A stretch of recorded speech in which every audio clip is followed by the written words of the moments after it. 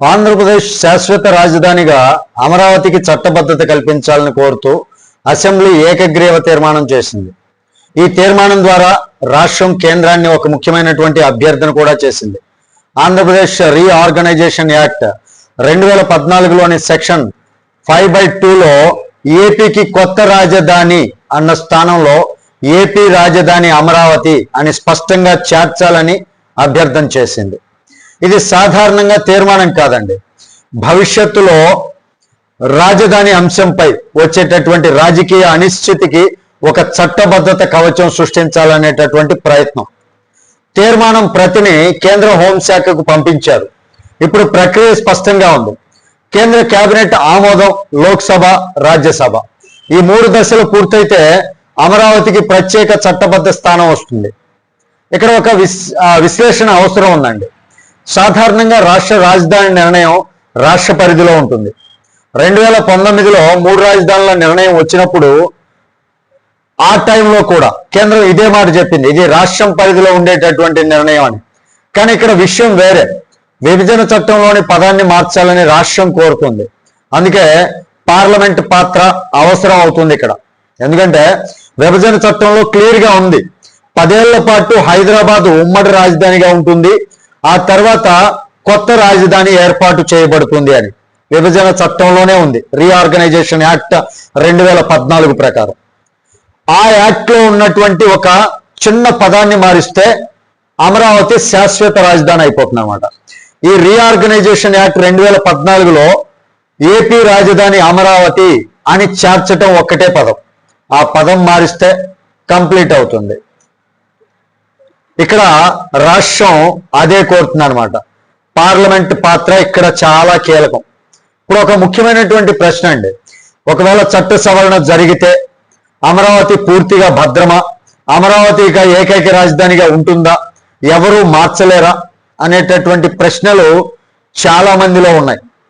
సూటి సమాధానం ఒక్కటే అండి, ఇది పూర్తిగా అవుతుంది అని చెప్పలేం, కానీ చాలా బలంగా అయితే అవుతుంది.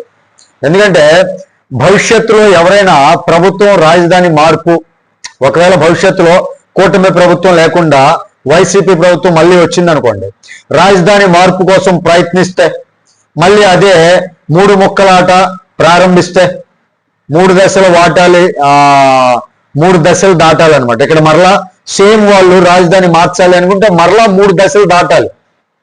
రాష్ట్ర క్యాబినెట్, అసెంబ్లీ, పార్లమెంట్, ఈ పార్లమెంట్ లో సవరణ, ఇది రాజకీయంగా పరిపాలనా పరంగా చాలా క్లిష్టమైనటువంటి ప్రక్రియ. ఇక్కడ రెండో కోణం కూడా ఉందండి. రాజధానిని నేరుగా మార్చకపోయినా అభివృద్ధిని నెమ్మదింప చేయడం ద్వారా రాజధాని భావనను బలహీనపరచవచ్చు.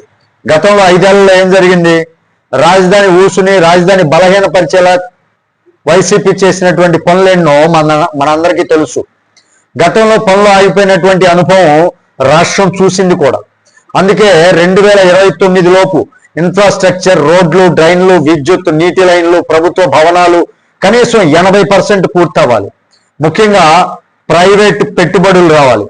ఒక్కసారి పెట్టుబడులు, ఉపాధి, విద్యా కేంద్రాలు ఏర్పడితే ఆ నగరాన్ని వెనక్కి తిప్పటం అనేది దాదాపుగా అసాధ్యం.